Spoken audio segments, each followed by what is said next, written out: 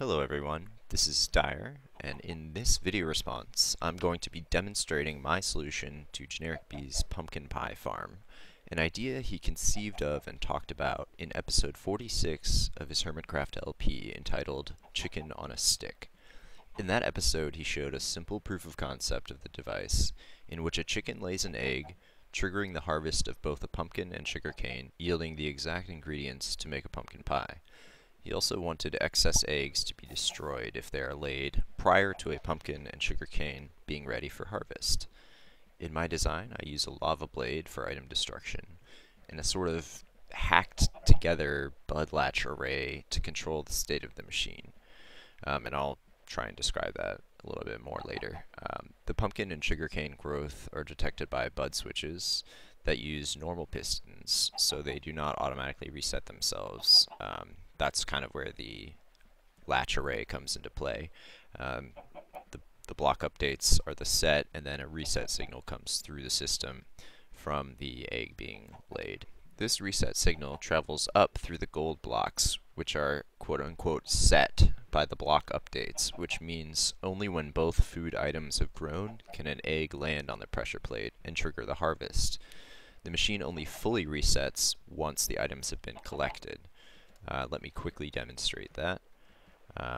Okay, over here, sugarcane has already grown, which means these two gold blocks are shifted over to the left here, and power comes through to this. Now I'm going to just throw in a pumpkin really quick, and lava blade gets retracted, which means an egg can now fall onto the pressure plate. And when it does, everything gets harvested.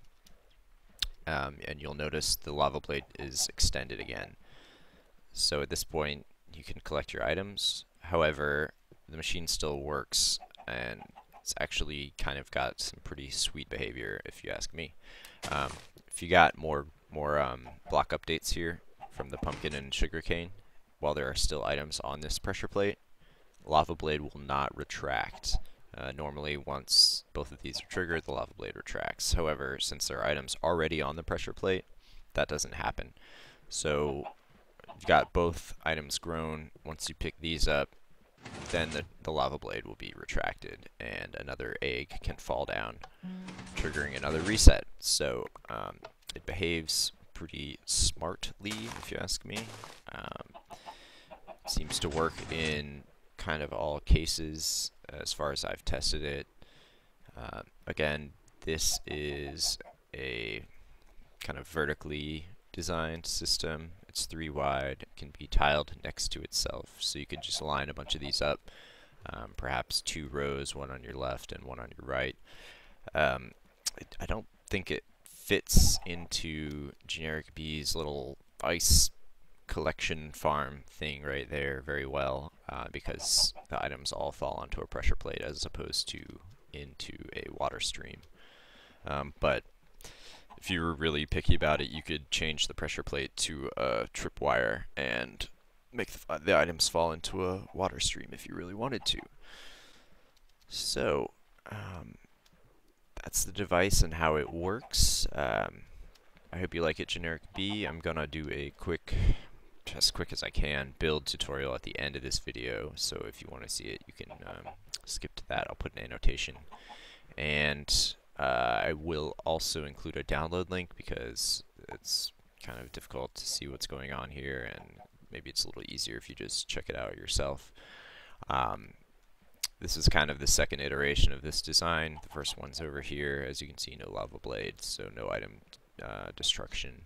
I think this one right here fits the spec a little bit better, and really hope you like it, Generikb. Been a big fan for a long time. Really miss Redstone Wars, man. I wish you'd bring that back, but I know you're quite busy, so hoping that maybe you get to see this, get to hear this, get inspired to do another round of Redstone Wars, because that would be really cool, man. So, thanks for watching this video. Really appreciate it. Leave me some feedback if you like what I do. Let me know, because right now I don't have a lot of motivation to record stuff and upload to YouTube.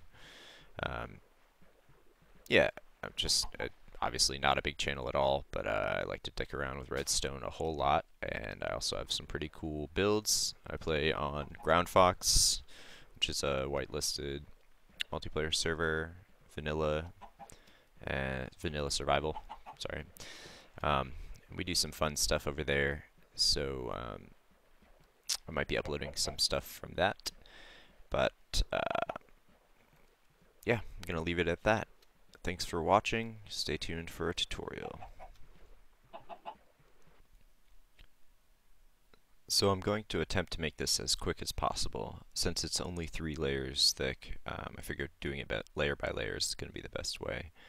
So here I have the 3 layers broken up, each one built in a different color of wool. The furthest one back being white, then gray, and then black. So I'm going to include some high-res photos of these exact builds in the description, and I will also provide a download link. So let's go ahead and take a look at the first layer. Not going to really get down and dirty and do like a physical build of this or count the blocks for you, but again, just take a look at the pictures in the description. I just want to note that this is a sticky piston right here, and as you can see, each of these 3 repeaters are on full delay, 4 ticks. There's also 2 upside down half slabs with redstone dust here, and that's important. They must be upside down half slabs. So the only other thing I should mention is that there's a floating torch right here. It's connected to a block that's going to be right here, so I left it included. That's just kind of an MC edit thing you can do. Over here is the first of 2 pumpkin seeds or sprouts that's going to help populate the pumpkin spot. So let's move on to the second layer. It's in gray here. Up here where the red wool is a lava source block. There's glass holding it in place. This is where a water source goes. As you can see, this sign holds that up. This sign holds the lava blade up. Anything else to note? The pumpkin grows here. The wool is just a placeholder. All of these pistons are normal pistons.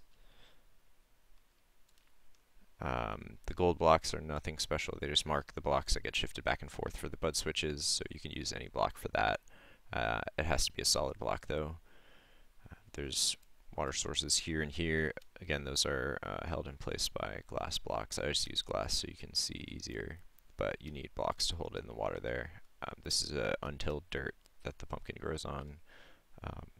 Normal pistons again, not stickies. There's just kind of a lot of torch tower action in this particular slice. Wooden pressure plate here has to be wooden. The green wool block is actually where a sugar cane grows. And yep, feel free to pause this at any point if you're going to build this and check your wiring. There's dust on top of these 2 gray blocks. Now for layer 3 in black, there's a little bit less going on here. That doesn't need to be there, it should be glass. That doesn't need to be there, it should be glass. But I think those are the only 2 mistakes I had in here. This snow block is the one that activates when you harvest everything. So, actually no, it's when it automatically gets harvested is when that note block goes off. In black, again, you got redstone dust here, here, here, and here. There's only 1 torch in this layer.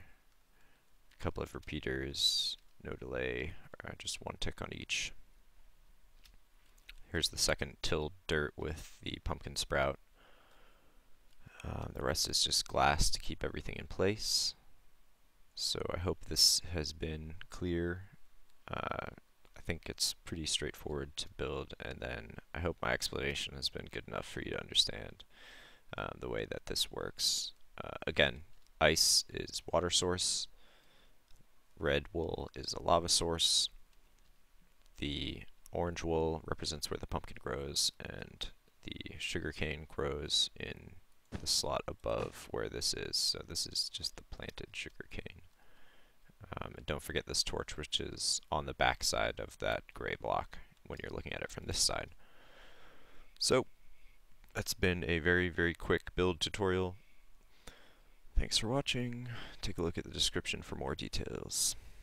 Bye.